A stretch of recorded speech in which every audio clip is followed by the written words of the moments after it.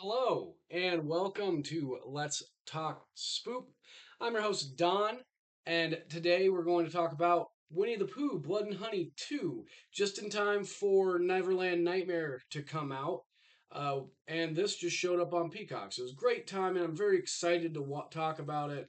And so, without further ado, as per usual on Let's Talk Spoop, we break things into six separate categories. Those six separate categories are story, acting, music, atmosphere, look, and finally, creep.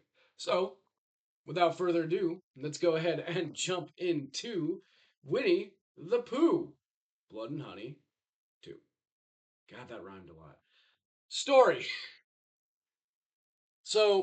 The story of Winnie the Pooh, Blood and Honey 2. And it's fairly generic.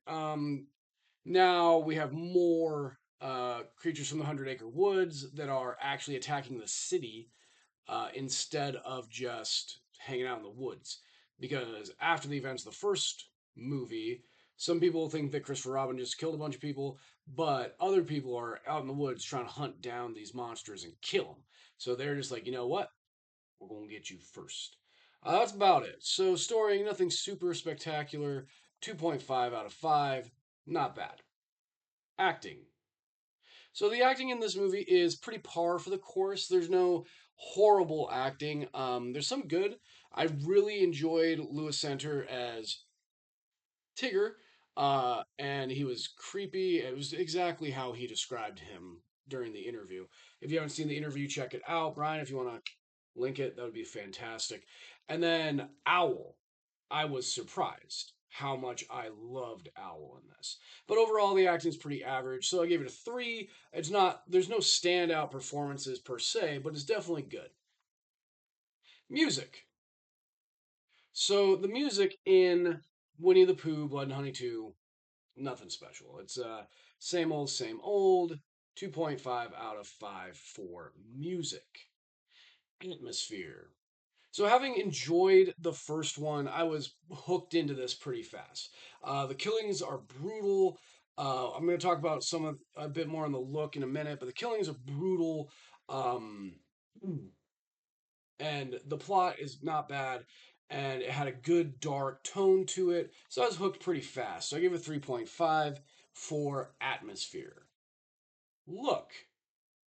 So the look of this. So like I said, um, I loved the look. Everything they took everything they did in the original and they upped it as far as the gore and the creature designs. Winnie the Pooh looks significantly better, um, but this is Lewis Santer as Tigger, which is creepy AF, terrifying, and I loved it. And then, but so much better, Owl. This is Marcus Massey as Owl, and from the first look I got of this guy, I was creeped. I loved it. I think they did fantastic on the look. So 3.5 for look, because obviously they could have done better, but given the budget and the improvement over the first movie, leaps and bounds. 3.5, hands down, no question. Finally, creep. So this movie is a slasher film, and slasher films aren't necessarily creepy. However, it does well for what a slasher film does, and I already told you about how I felt about the look of the creatures. So 2.5, because it's not scary, because it's a slasher film. Slasher films don't scare people anymore, but uh, it did a good job with what it had.